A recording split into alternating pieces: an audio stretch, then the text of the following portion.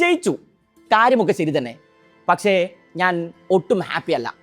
ഭാഗ്യത്തിൻ്റെ അകമ്പടിയിലാണ് ഈ ജയം എന്ന് പറയേണ്ടി വരും. സമ്മർദ്ദത്തിൻ്റെ തീച്ചുളയിലായിരുന്നു ഇത്രയും നേരം. നോർവേക്കെതിരായ ക്വാർട്ടർ പോരാട്ടത്തിന് ശേഷം തോമസ് ടുക്കേലിൻ്റെ ആദ്യ പ്രതികരണം ഇതായിരുന്നു. ജൂഡ് ബെല്ലിംഗാമിന് ഇതത്ര പിടിച്ചില്ല. ഇങ്ങനെ ഒരു കണ്ടീഷനിൽ കളിക്കുമ്പോൾ ഉണ്ടാകുന്ന പ്രഷർ എത്ര വലുതാണെന്ന് ചിലപ്പോൾ അദ്ദേഹത്തിന് അറിയില്ലായിരിക്കാം. ഹാലണ്ടും ഒഡഗാർഡും നുസയും ഷൊർലോത്തും ഷെൽഡറപ്പും ഒക്കെയുള്ളൊരു ടീമാണത് എന്ന് മറന്നു പോകരുത്. 1000 പാസുകളുമായി കളന്നിറങ്ങിയതിനു ശേഷം എല്ലായ്പ്പോഴും കളി ജയിക്കണം എന്ന് വാശി പിടിക്കരുത്. ചിലപ്പോഴൊക്കെ ഇങ്ങനെയും ജയിക്കേണ്ടി വരും. ജൂഡിൻ്റെ മറുപടി ഇതായിരുന്നു. തോമസ് ടുക്കേൽ പറഞ്ഞതുപോലെ അക്ഷരാർത്ഥത്തിൽ ഭാഗ്യത്തിൻ്റെ അകമ്പടിയിൽ കൂടിയായിരുന്നു ആ വിജയം. നോർവേക്കെതിരെ ജൂഡിൻ്റെ ഇക്വലൈസർ ഉയർത്തിവിട്ട വിവാദം ഇനിയും കെട്ടടങ്ങിയിട്ടില്ല. ഓർഹനെലിൻ്റെ ഗോൾ കിക്ക് സ്കൈ ക്യാമറയിൽ കൊണ്ടാണ് നിലത്ത് വീണത്. ജൂഡിൻ്റെ ഗോളിലേക്കുള്ള ബിൽഡപ്പ് ആരംഭിക്കുന്നത് അവിടെ നിന്നാണ്. റോബർട്ട് എന്നാണ് മത്സരശേഷം ഹാലണ്ടിൻ്റെ പിതാവ് ആൽഫി ഹാലണ്ട് പ്രതികരിച്ചത്. വിവാദങ്ങൾ പലതും അന്തരീക്ഷത്തിന് ചൂടുപിടിപ്പിച്ചുകൊണ്ടിരിക്കെ അറ്റ്ലാന്റ ആ ഹെവി വെയ്റ്റ് പോരാട്ടത്തിന് ഒരുങ്ങിക്കഴിഞ്ഞു. വർഷങ്ങൾക്ക് ശേഷം ലോകവേദിയിൽ ഒരിക്കൽ കൂടി ഇംഗ്ലണ്ടും അർജന്റീനയും മുഖാമുഖം വരുന്നു. ലയണൽ മെസ്സി തന്റെ കരിയറിൽ ആദ്യമായി ഇംഗ്ലണ്ടിനെതിരെ ബൂട്ട് കെട്ടി കിടക്കുന്നു. സ്വിറ്റ്സർലൻഡിനെതിരായ പോരാട്ടത്തിന് ശേഷം അർജന്റീൻ ആരാധകരും ടീമിന്റെ പ്രകടനത്തിൽ അത്ര തൃപ്തരായിരുന്നില്ല. അതായത് സിസ്റ്റത്തിൽ പ്രതിസന്ധികൾ പലതുമുള്ള 2 ടീമുകളാണ് നേർക്കുനേർ വരുന്നത്. സോ ഈ ബാറ്റിൽ ലയണൽ സ്കലോണി വേഴ്സസ് തോമസ് ടുക്കേൽ യുദ്ധം കൂടിയാണ്. ആരാധകരുടെ ഓർമ്മകൾ ഇപ്പോൾ പതിറ്റാണ്ടുകൾ പുറകിലേക്ക് സഞ്ചരിക്കുന്നുണ്ട്. മെക്സിക്കോയിലെ ആസ്റ്റക സ്റ്റേഡിയത്തിലേക്ക്. ദൈവത്തിന്റെ കൈ ഫുട്ബോൾ ഫോക്ലോറുകളിൽ ഇടം പിടിച്ചത് അന്നാണ്. ഒപ്പം നൂറ്റാണ്ടിന്റെ ഗോളും. ഡിയഗോ മറഡോണ ആ മത്സരത്തിന് ശേഷം രാഷ്ട്രീയം പറഞ്ഞു. ഞങ്ങൾ ഒരു ഫുട്ബോൾ ടീമിനെയല്ല, ഒരു രാജ്യത്തെ ഒന്നാകെയാണ് തോൽപ്പിച്ച് കളഞ്ഞത്.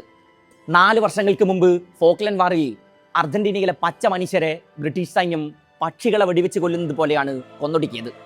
ദാ ഇത് എൻ്റെ പ്രതികാര കഥയാണ്, അയാൾ എഴുതി.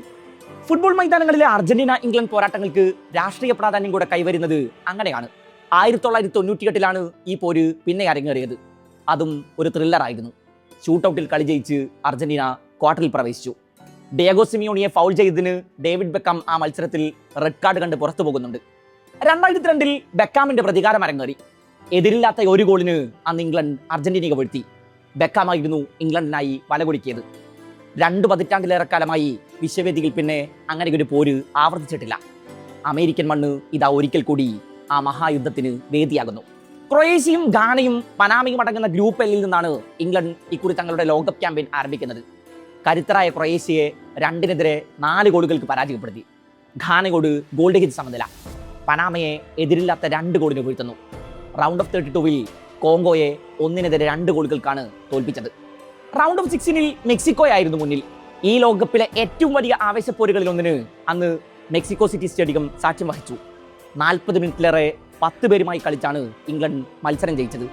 ക്വാർട്ടറിൽ നോർവേയെ വീഴ്ത്തി സെമിയിലേക്ക്. 2018-ലാണ് ഇതിനു മുമ്പ് ഇംഗ്ലണ്ട് ലോകകപ്പ് സെമിയിലേക്ക് ടിക്കറ്റ് എടുത്തത്. ക്രൊയേഷ്യ ആയിരുന്നു അന്ന് എതിരാളികൾ. ക്രോട്ട് സംഘത്തിന് മുന്നിൽ 1-നെതിരെ 2 ഗോളുകൾക്ക് തോറ്റ് മടക്കം. ക്രൊയേഷ്യ തങ്ങളുടെ ഫുട്ബോൾ ഹിസ്റ്ററിയിൽ ആദ്യമായി ലോകകപ്പ് ഫൈനലിന് ടിക്കറ്റ് എടുത്തത് അന്നാണ്. ഇക്കുറി ഗ്രൂപ്പ് റൗണ്ടിൽ നിന്ന് അനായാസം നോക്കൌട്ട് ടിക്കറ്റ് എടുത്ത അർജന്റീനക്ക് നോക്കൌട്ടിലെ 3 മത്സരങ്ങളും വലിയ കടമ്പകളായിരുന്നു. കാബോവേർഡയും ഈജിപ്തും സ്വിറ്റ്സർലൻഡും ഒക്കെ അർജന്റീനയുടെ സ്ക്വാഡ് ഡെപ്തുമായി താരതമ്യം ചെയ്യുമ്പോൾ അത്ര വലിയ ടീമുകളൊന്നും ആയിരുന്നില്ല. ചരിത്രത്തിൽ ആദ്യമായാണ് കാബോവേർഡെ ഒരു ലോകകപ്പിന് ടിക്കറ്റ് എടുക്കുന്നത്. ഈജിപ്ത് ആകട്ടെ വിശ്വവേദിയിൽ ആദ്യമായാണ് നോക്കൌട്ട് ടിക്കറ്റ് ഉറപ്പിക്കുന്നത്. സ്വിറ്റ്സർലൻഡാണ് ഈ സഞ്ചാരത്തിൽ അവർക്ക് മുന്നിലെത്തിയ ആദ്യ യൂറോപ്യൻ ടീം. കാബോവേർഡയോട് എക്സ്ട്രാ ടൈമിലാണ് അർജന്റീന കളി പിടിച്ചത്. ഈജിപ്തിനെതിരെ 79 മിനിറ്റ് വരെ 2 ഗോളുകൾക്ക് പിറകിൽ നിന്ന ശേഷമാണ് അവസാന 15 മിനിറ്റിലെ കംബാക്കിൽ അവർ കളി പിടിച്ചത്. 10 പേരായി ചുരുങ്ങിയ സ്വിറ്റ്സർലൻഡിനെതിരെ അത്ര മികച്ച കളിയാണ് അർജന്റീന പുറത്തെടുത്തത് എന്ന അവകാശവാദം ആർക്കും ഉണ്ടാകില്ല. കരുത്തരായി ഇംഗ്ലണ്ടിനെതിരെ കളത്തിലിറങ്ങുമ്പോൾ ലയണൽ സ്കലോണി എന്താകും മനസ്സിൽ കണക്ക് കൂട്ടുന്നുണ്ടാവുക?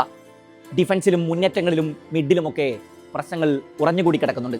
സ്വിറ്റ്സർലൻഡിനെതിരായ മത്സരത്തിൽ ആരാധകർക്ക് ലഭിച്ച വലിയൊരു ആശ്വാസം ഹൂലിയൻ അൽവാരസിന്റെ കംബാക്കാണ്. ഖത്തർ ലോകകപ്പ് ഹീറോയായിരുന്ന അൽവാരസ് ഇക്കുറി ക്വാർട്ടർ വരെ വലകുലുക്കിയിരുന്നില്ല. സ്വിറ്റ്സർലൻഡിനെതിരെ ഒരു ബാങ്കറുമായാണ് ലാ അരാനയുടെ തിരിച്ചുവരവ്. ഒപ്പം മെസ്സി സ്കോർ ചെയ്യാത്ത ഒരു മത്സരത്തിൽ അർജന്റീന വിജയം കുറിക്കുന്നു. 3 വ്യത്യസ്ത സ്കോറർമാരുണ്ടാകുന്നു. ലൗതാരോ ഓപ്പൺ പ്ലേയിൽ നിന്ന് വലകുലുക്കുന്നു. അങ്ങനെ പ്രതീക്ഷ നൽകുന്ന പലതുമുണ്ട് അവിടെ. പകരക്കാരന്റെ റോളിൽ അവതരിച്ച തിയാഗോ അൽമാഡ സ്വിറ്റ്സർലൻഡിനെതിരെ മിന്നും പ്രകടനമാണ് പുറത്തെടുത്തത്. ലെഫ്റ്റ് ഫ്ലാങ്കിലൂടെ അയാൾ പല കുറി ഗോൾമുഖം വിറപ്പിക്കുന്നത് കണ്ടു. അർജന്റീനയുടെ 3-ാം ഗോളിലേക്ക് വഴി തുറന്നത് പോലും അൽമാഡയുടെ ഒരു മുന്നേറ്റമാണ്. ഡിഫൻസിലെ പ്രശ്നങ്ങളാണ് അർജന്റീന അനുഭവിക്കുന്ന വലിയ ക്രൈസിസുകളിൽ ഒന്ന്. പ്രത്യേകിച്ച് ഫുൾ ബാക്കുകൾ. മൊളീനയും മെഡീനയും തഗ്ലിയാഫിക്കയും ഒന്നും സ്കലോണിക്ക് അത്ര പ്രതീക്ഷ നൽകുന്ന പ്രകടനങ്ങളല്ല പുറത്തെടുക്കുന്നത്. ഈജിപ്തിനെതിരെ ഹൈസം ഹസനും സീക്കോയും അർജന്റീൻ ഡിഫൻസിന് പിടിപ്പത് പണി കൊടുക്കുന്നത് കണ്ടു. കാബോവയുടെ 2 ഗോളുകളും സ്കോർ ചെയ്ത് ഇരു ഫ്ലാങ്കുകളിലൂടെയും നടത്തിയ മുന്നേറ്റങ്ങളിലാണ്. സ്വിറ്റ്സർലൻഡിനെതിരെ എംബോളയെയും എൻഡോയെയും ഒക്കെ തടയാൻ ഫുൾ ബാക്സ് പിടിപ്പത് പണിപ്പെട്ടു. മിഡിൽ റോഡ്രിഗോ ഡിപ്പോളിന്റെ പ്രകടനങ്ങളും അത്ര കാച്ചാവഹമല്ല. മെസ്സിയെ എങ്ങനെ ഡീൽ ചെയ്യണമെന്ന് ഗൃഹപാഠം ചെയ്താണ് സ്വിറ്റ്സർലൻഡ് അന്ന് വന്നത്. കൃത്യമായി അവരത് മൈതാനത്ത് നടപ്പിലാക്കുകയും ചെയ്തു. സ്പേസുകൾ അടച്ചവർ ലിയോയുടെ മുന്നേറ്റങ്ങൾക്ക് തടകണ കെട്ടി. അന്ന് എംബോള പുറത്തായതിനു ശേഷം അവസാന മിനിറ്റുകളിലാണ് മെസ്സിയുടെ മികച്ച ചില നീക്കങ്ങൾ കാണാനായത്. സ്വാഭാവികമായും തോമസ് ടുക്കേലിന് മെസ്സിക്കായി പ്ലാനുകൾ ഉണ്ടാകും. സെൻട്രലിലൂടെയുള്ള വഴികൾ അടച്ചപ്പോൾ ഈജിപ്തിനെതിരെ റൈറ്റ് ഫ്ലാങ്കിലേക്ക് മാറിക്കളിച്ച ലിയോ പിന്നീട് ആ മത്സരത്തിന്റെ ഗതി തിരിക്കുന്നത് കണ്ടു. സ്കലോണിയുടെ സബ്സ്റ്റിറ്റ്യൂഷനുകൾ പല മത്സരങ്ങളിലും നിർണായകമായിരുന്നു. ഈജിപ്തിനെതിരായ 3 സബ്സ്റ്റിറ്റ്യൂഷനുകൾ സ്വിറ്റ്സർലൻഡിനെതിരെ അൽമാഡയും ലൗതാരയും ഒക്കെ കളത്തിലെത്തിയതിനു ശേഷം പ്രാപിച്ച വേഗം. Jude Bellingham and Harry Kane. English മുന്നേറ്റങ്ങളുടെ കടിഞ്ഞാൺ ഈ ഡുവോയുടെ കൈകളിലാണ് തുക്കേൽ ഏൽപ്പിച്ചിരിക്കുന്നത്. ഇരുവരും ടൂർണമെന്റിൽ 6 ഗോളുകൾ വീതം കുറിച്ചു കഴിഞ്ഞു. ലോകകപ്പ് ഹിസ്റ്ററിയിൽ ഇതാദ്യമായാണ് ഒരു ടീമിലെ 2 കളിക്കാർ 6 അതിലധികമോ ഗോളുകൾ സ്കോർ ചെയ്യുന്നത്. ടൂർണമെന്റിൽ ഇംഗ്ലണ്ട് ആകെ സ്കോർ ചെയ്തത് 13 ഗോളുകളാണ് എന്നോർക്കണം. ജൂഡ് ബെല്ലിംഗം ഇതുവരെ 4 മാൻ ഓഫ് ദ മാച്ച് അവാർഡുകൾ സ്വന്തമാക്കി കഴിഞ്ഞു.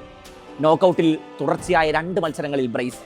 നോർവേക്കെതിരെ പിന്നിലായി പോയ ശേഷമാണ് ബെല്ലിംഗാമിലൂടെ ഇംഗ്ലണ്ട് കളി തിരികെ പിടിച്ചത്. ആന്റണി ഗോർഡൻ 3 അസിസ്റ്റുകളാണ് ടൂർണമെന്റിൽ ഇതുവരെ കുറിച്ചത്. നോർവേക്കെതിരെ ബെല്ലിംഗാം നേടിയ ഇക്വലൈസറിന് വഴി തുറന്നത് ഗോർഡൻ ആയിരുന്നു. ആ മത്സരത്തിൽ 10 ഡ്രിബിളുകളാണ് ഗോർഡൻ നടത്തിയത്. ലെഫ്റ്റ് ഫ്ലാങ്കിൽ ഗോർഡൻ മൊളീനയ്ക്ക് പിടിപ്പത് പണി നൽകും. ഡെക്ലാൻ റൈസ് അർജന്റീനയ്ക്കെതിരെ കളത്തിലിറങ്ങും എന്ന് തന്നെയാണ് കരുതപ്പെടുന്നത്. നോർവേക്കെതിരെ ആദ്യ പകുതിക്ക് ശേഷം തുക്കേൽ റൈസിനെ തിരികെ വിളിച്ചിരുന്നു. റൈസ് ഫിറ്റ്നസ് വീണ്ടെടുക്കുമെന്ന് തന്നെയാണ് ആരാധകരുടെ ശുഭാപ്തി വിശ്വാസം. നോർവേക്കെതിരായ മത്സരത്തിന് ശേഷം തങ്ങളുടെ കളിയിൽ നിരവധി ടെക്നിക്കൽ മിസ്റ്റേക്കുകൾ നിറഞ്ഞു കിടപ്പുണ്ടായിരുന്നു എന്ന് തുറന്ന് സമ്മതിക്കുന്നുണ്ട് തുക്കേൽ.